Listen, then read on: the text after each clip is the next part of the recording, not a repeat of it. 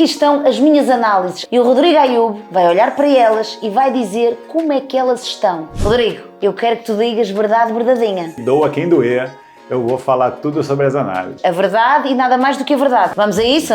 Em 3, 2, 1...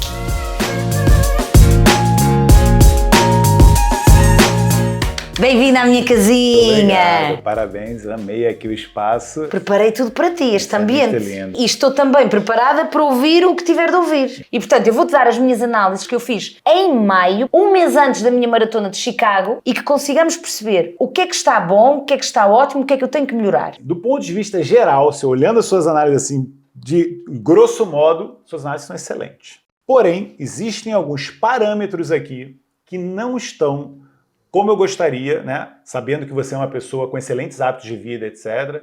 E a gente teria que ter o maior foco e atenção nessa parte. Vamos começar aqui falando da produção das células do nosso sangue. Então a gente tem duas séries principais, que é a série vermelha e a série branca. Já ouviu falar em hemoglobina? É como se fosse um caminhãozinho que transporta o oxigênio para todas as nossas células. Então, e qual é o meu parâmetro? A sua hemoglobina é 13,9. 13, e quais são os parâmetros que... Então, a gente considera bom na mulher acima de 12,5. Então, a sua hemoglobina está muito bem. Então, diz-me uma coisa, uma falta de hemoglobina, o que é que pode provocar na pessoa? Primeira coisa, o sintoma mais com cansaço, dificuldade de raciocínio, porque, lembrar, né, o oxigênio precisa chegar no cérebro, nosso cérebro precisa ser oxigenado. E o que é Uma que eu posso... baixa oxigenação do cérebro faz você ter um pensamento mais lento, não estou conseguindo desenvolver bem meu raciocínio no trabalho. Pode ter a ver com a baixa hemoglobina. E o que é que eu posso fazer para melhorar a minha hemoglobina? Como eu falei, nas mulheres, uma das causas principais é o sangramento menstrual. É muito mais comum mulher ter anemia do que homem, porque a mulher, todos os meses, durante grande parte da vida, ela perde sangue. Todos os meses ela vai lá e menstrua. Então, muitas vezes a mulher está menstruando mais do que deveria, e aí tem a ver com desregulação hormonal. Aí a gente pode entrar num caminho que é muitas causas hoje pelos quais as mulheres estão com os hormônios desregulados.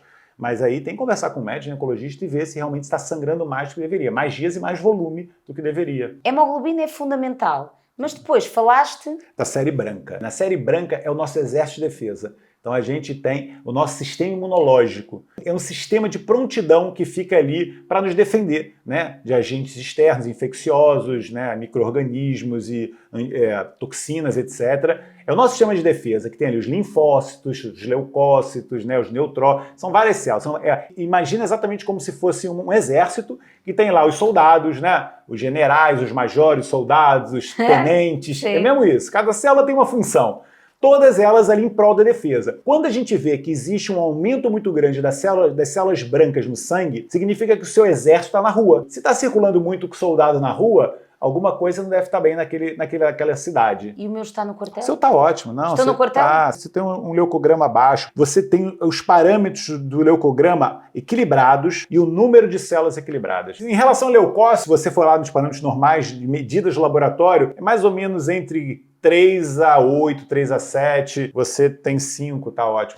Ainda relacionado com essa parte assim dos leucócitos, da série branca, existe no sangue alguns marcadores que são muito interessantes a gente ver, porque hoje está muito relacionado com processo de envelhecimento e adoecimento, que é a inflamação. E o que é que nos permite medir a nossa inflamação? Então, marcadores inflamatórios dos mais simples que tem nas análises. Um chama-se velocidade de sedimentação. Qual é a minha? A sua é 5. Até 10 a gente considera normal. Acima de 10 a gente já tem que ficar de olho. E a outra chama-se proteína C reativa. E você tem 0,01. É um corpo completamente desinflamado. Qual é o próximo passo que temos que ter em conta nas análises? Como exército, aeronáutica, marinha, agora vamos para a parte metabólica. E isso é uma das coisas que eu gostei mais das suas análises aqui que eu estava vendo. E isso realmente eu imaginava que fosse assim. Um dos marcadores metabólicos mais importantes que a gente vê fisicamente é se a pessoa está com excesso de peso. Eu vejo você está ótima, está super bonita, tem um corpo lindo e tem hábitos de vida perfeitos, né? Você tem uma alimentação perfeita, porque para quem não sabe, eu dei aqui uma auditoria na geladeira dela. O metabolismo você pode ver como se fosse a nossa energia, né? A nossa manivela, assim, nossa engrenagem. E aí uma pessoa que está com excesso de peso, você imagina, né? Aquela pessoa ou está colocando muita comida de uma forma absurda ou não está gastando a dela. Então a gente consegue, a grosso modo, aqui pelas análises que eu vou explicar, com a glicose, com a insulina, com os triglicerídeos, ver muito do metabolismo glicídico. A sua insulina ela está no excelente, que é abaixo de 5. Abaixo Uma de 5. insulina em jejum abaixo de 5 significa que o seu corpo consegue colocar ela em valores muito baixos e você tem uma sensibilidade de receptores. O que significa isso? Você, quando libera um pouquinho de insulina, ela já faz o efeito. E ela, quanto menos for liberada no nosso corpo, melhor, porque a insulina tem vários papéis proliferativos, então ela pode aumentar risco de cânceres, etc. Você provavelmente tem uma baixa ingesta de açúcares, né, refinados, pãezinhos e massas e sobremesas. Não como processados, sou uma lambareira, que eu gosto de um bom doce, mas vou buscar tudo aos açúcares naturalmente presentes nas frutas. Exatamente. Para mim, uma banana madura é um doce, um diospiro é um doce. Fantástico, e, portanto, igualzinho. Mas também não exagero, mesmo esses. Mas a partir do momento também que o meu paladar está habituado a isso, nem consegue exagerar, né? já não consegues exagerar. E portanto é aí que eu vou buscar os doces. Daí. Perfeito, exatamente isso. E eu vou dizer, resumindo de uma forma bem simples para as pessoas entenderem. O grande problema é o açúcar adicionado. O açúcar natural, né, dos alimentos, esse não tem problema. Só se você comer demais, é o que você falou, né? Eu comer um cacho de banana, né? Mas fruta não engorda ninguém. A fruta engorda quando você come excessivamente ou quando você associa ela a coisas erradas, que é isso que engorda. Refrigerantes, gelados e pastéis, etc., que tem açúcar adicionado. E é isso que faz mexer com esse parâmetro. Glicemia e insulina, que são dois parâmetros que a gente vê logo se a pessoa tem ou não um hábito saudável ou então ela abusa, né, nos açúcares, etc. E qual é o valor ideal de glicose? Glicose em jejum, o ideal é ser entre 60 e 80.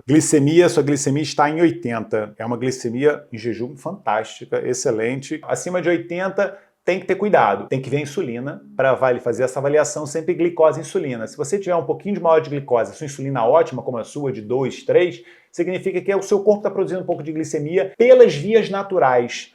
O problema é a glicose quando você está colocando ela o tempo todo na boca. Em jejum, a glicose subiu porque seu corpo tirou dos estoques. Isso não é grave, entendeu? Isso pode acontecer. Isso são detalhes de análise que, às vezes, por isso que é importante uma avaliação médica, entendeu? Claro, aliás, nós estamos a fazer aqui uma análise muito genérica. Eu estou aqui a abrir o meu livro para as pessoas a mostrar as minhas análises, que até agora está tudo muito bem, mas depois cada caso é um caso. E agora vamos então ao colesterol. O colesterol ele não é nenhum vilão. O colesterol faz a gente produzir hormônios, o colesterol faz a gente produzir vitamina D. Você tem um perfil de colesterol fantástico. Ele tem uma coisa que é muito rara. Você tem uma inversão do que a gente chama de colesterol ruim e colesterol bom. Também isso não existe, esse termo de colesterol ruim, parece que o colesterol é ruim. Não existe colesterol ruim. Existe um colesterol do nosso sangue que pode se oxidar facilmente.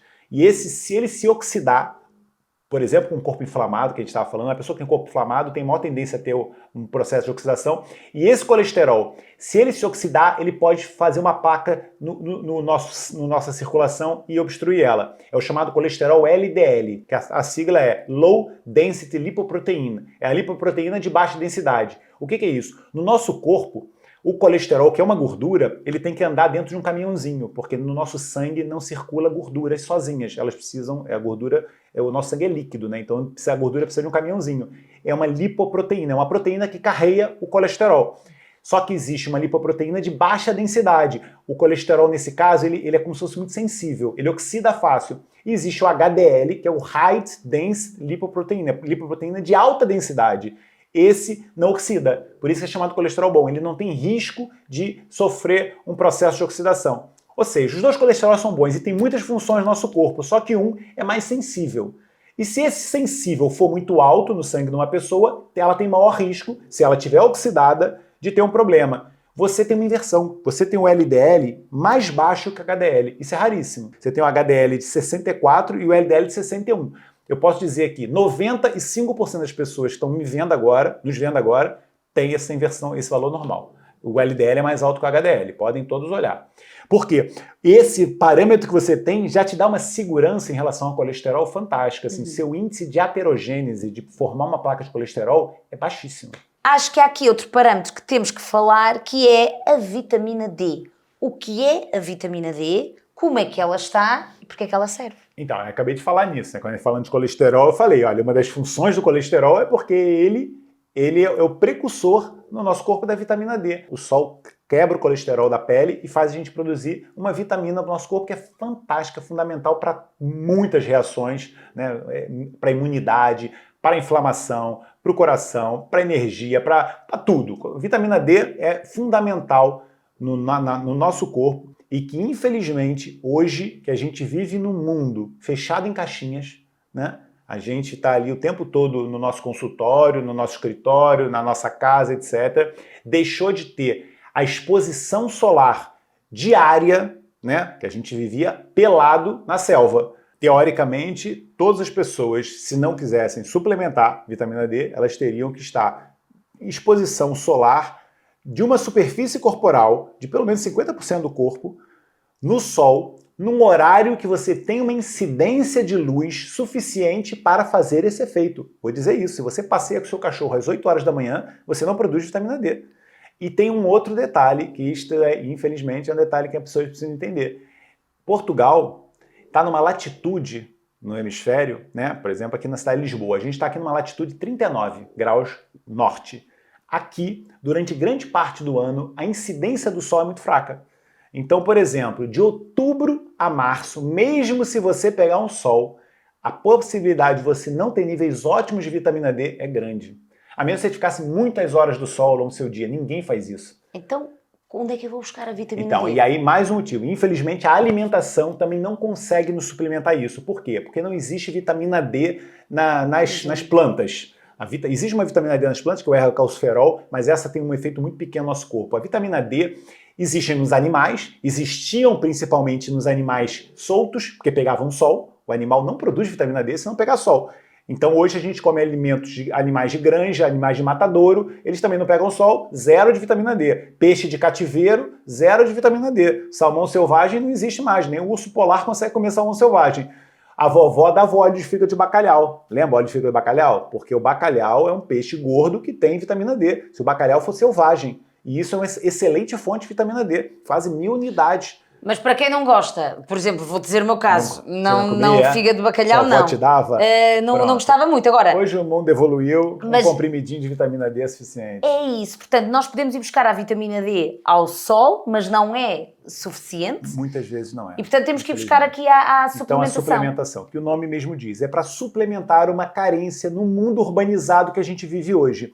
E aí eu vou dizer outra coisa. Hoje já sabe que a vitamina D ela tem muitos efeitos anti-inflamatórios, efeitos de melhorar algumas doenças. Então o que acontece? No mundo que a gente vive hoje, de muito estresse, muita tensão do mundo, a gente consome mais vitamina D.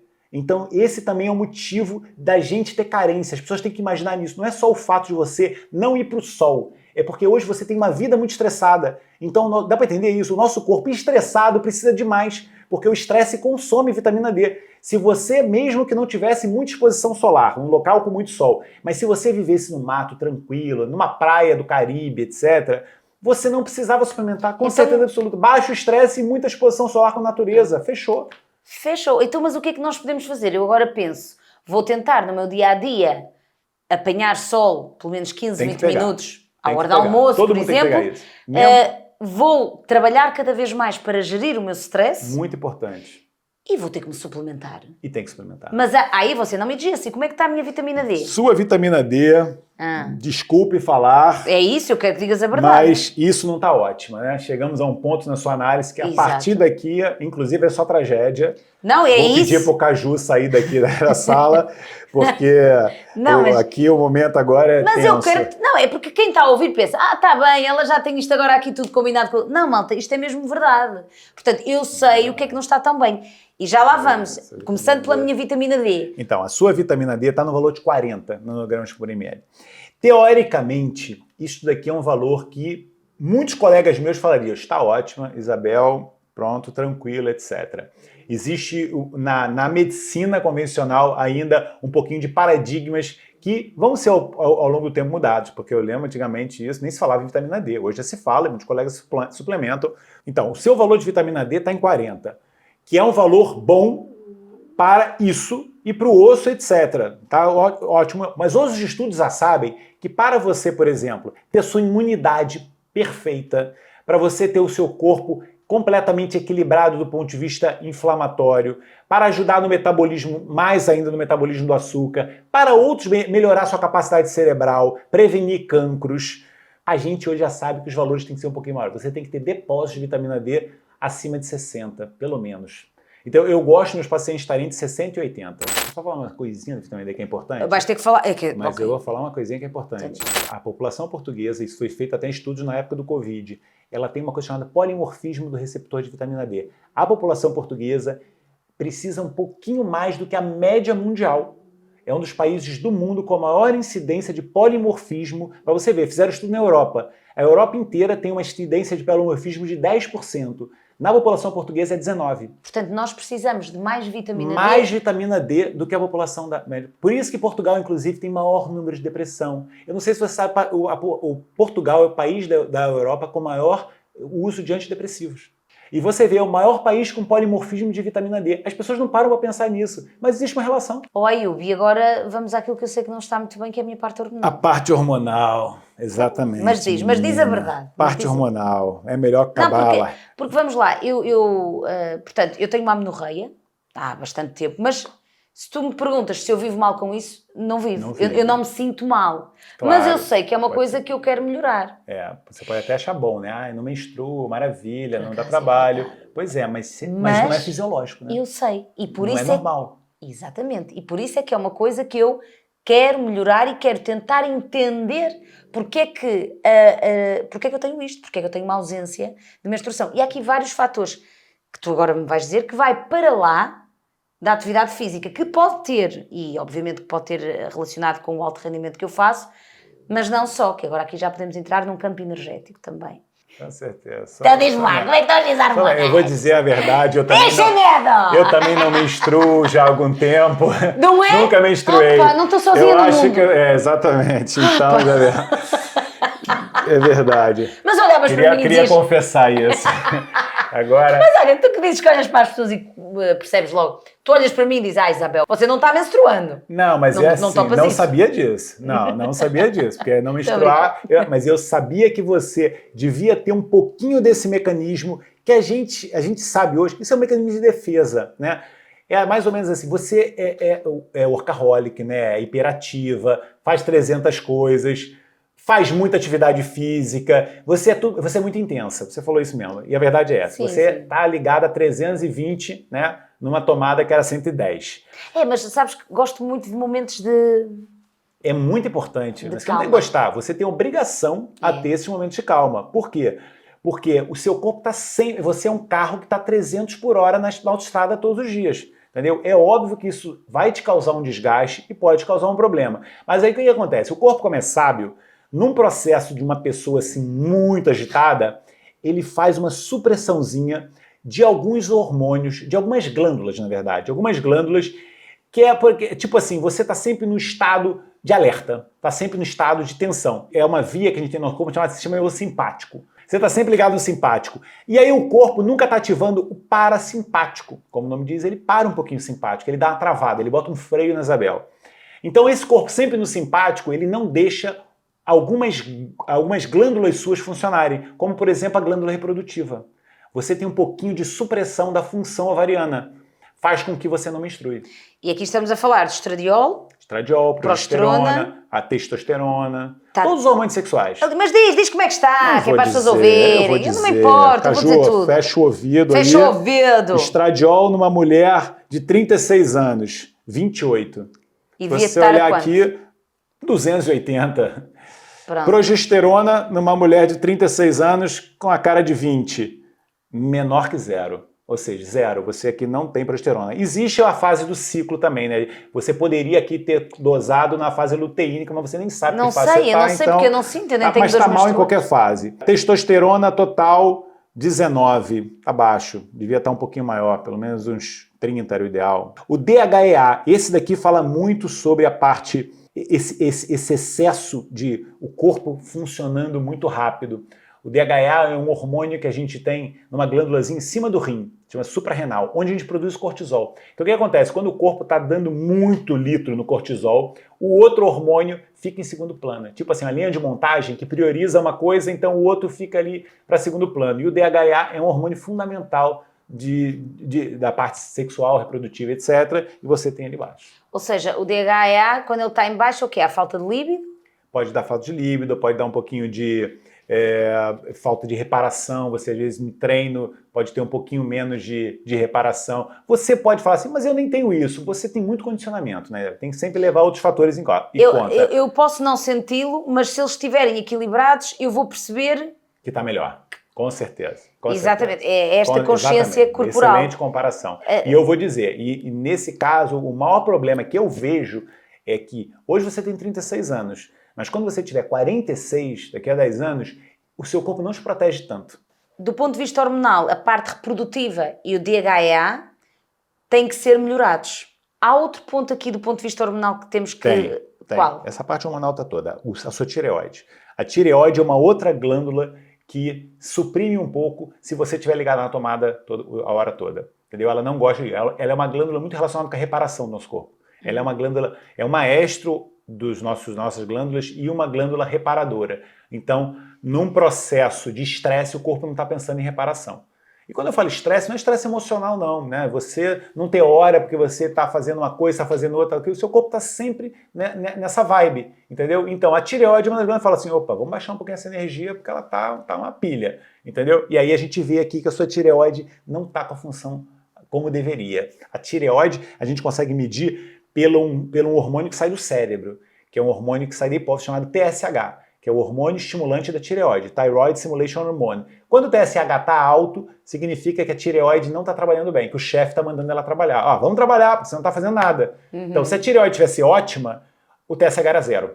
Exatamente. Então, se não é zero, é porque a sua tireoide não está trabalhando bem. Ela está ali sendo suprimida. E eu acho que é a sua vida estável. Então vamos lá perceber, porque do ponto de vista hormonal, este é o meu grande desafio. E estamos a falar de uma pessoa que tem um estilo de vida saudável, ou seja, alimentação, desporto, eu durmo bem, tenho um pensamento positivo, sinto-me empreendedora e com vontade de fazer acontecer, mas depois tenho aqui um grande desafio, que tenho o meu canal das emoções muito aberto e vivo tudo de uma forma muito entusiasta. A razão de tudo isto pode ter a ver com um excesso de algo, e algo que eu tenho que equilibrar. A minha pergunta é, isto tem a ver só com a atividade física de alto rendimento?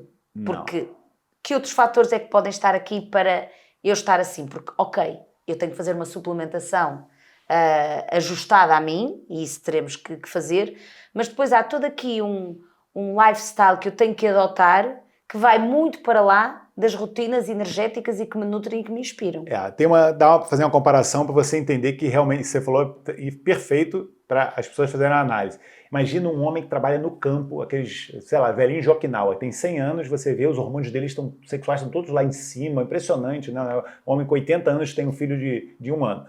Eles ali estão num ambiente que é favorável. Então eles fazem um trabalho braçal, pesado, quase o dia inteiro, etc. Mas estão em contato com a terra, estão pegando sol, estão ali num convívio, não estão com radiações em volta. Você olha a sua rotina, né? Você está na televisão, cheio de luz artificial, cheio de radiações eletromagnéticas, de 300 câmaras, você está fechada no local. O ser humano, ele tem uma glândula chamada hipófise, que é uma glândula muito sensível ao ambiente. A hipófise é quem produz todos esses hormônios que a gente falou e que estão suprimidos. Quando você, por exemplo, está fechado no meio, como a gente está agora, né? A gente tem aqui paredes em volta de todo o negócio. A gente está enclausurado, é como se fosse um ratinho de laboratório dentro de uma caixinha.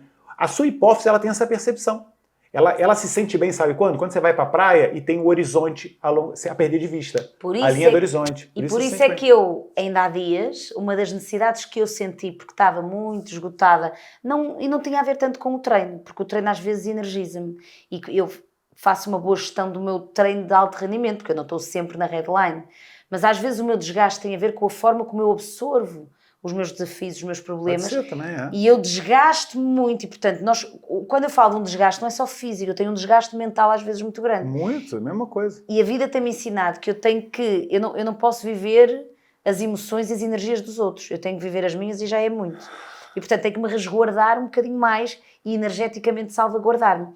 E posso dar aqui um exemplo que ainda neste domingo eu fui dar uma corrida e eu senti uma necessidade muito grande de estar em conexão com a natureza e praticar o grounding, que é andar na areia, mergulhar no mar e acalmar. Isso daí é... E sabes o que é que eu senti? Energeticamente, depois ainda cheguei a casa, ainda tomei um banho de água fria, ainda fiz um banho de sal, liguei o meu incenso, eu estive aqui a ler...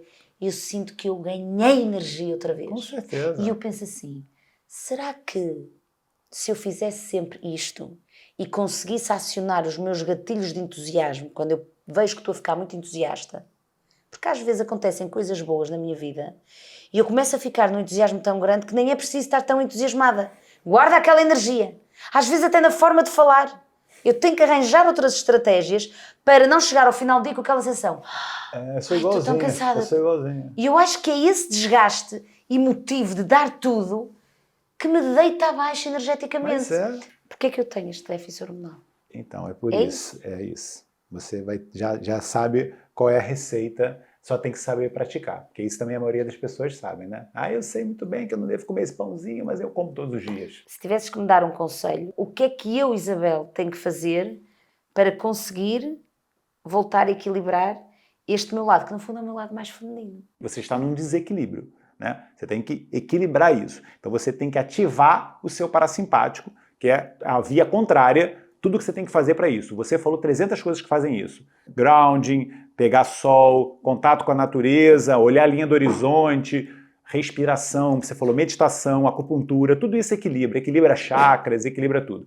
Do ponto de vista nutricional, talvez o nutriente mais importante nesse momento, uma coisa bem simples, era fazer a vitamina D. A vitamina D, ela vai modular uma das coisas mais importantes que a gente vai fazer para tentar baixar um pouquinho esse simpático, o cortisol. E você falou uma coisa que é muito interessante. A gente falou aí de estresse físico, da atividade física, falamos de estresse ambiental, das radiações, etc. Mas a gente já sabe hoje que o principal problema do ser humano, da atualidade, é o estresse do pensamento. É o estresse mental. A gente está sempre, o nosso cérebro, nos boicotando. É o meu grande problema, overthinking. E eu acho que é, tu agora disseste tudo, o meu grande desafio é esse, porque eu quando começar a arranjar estratégias que já as tenho implementado para deixar esse modo e ativar outro, eu acho que é aí que eu vou potenciar este meu lado maisinho. Está dito, você já sabe. E adorei. Isto foi olha, isto terminou em modo terapia. Estamos aqui a falar, eu gostei tanto. O cajuzinho ajuda nisso também, sabia? O caju também adorou. Vou dizer, porque o cajuzinho, ele faz você liberar ocitocina, que é um outro hormônio que é fundamental para o cortisol. Olha o bem que ele te faz. Cajuzinho, trata a mamãe. Trata a mamãe. Anda para acabarmos esta entrevista. Um, dois e... Peraí. Ele anda. Vai, Vai, anda. Aí. Malta, subscrevam a do bem e já sabem, Rodrigo Ayub, sigam, é o nosso mentor, é inacreditável. E o Caju também. Beijinho. Tchau.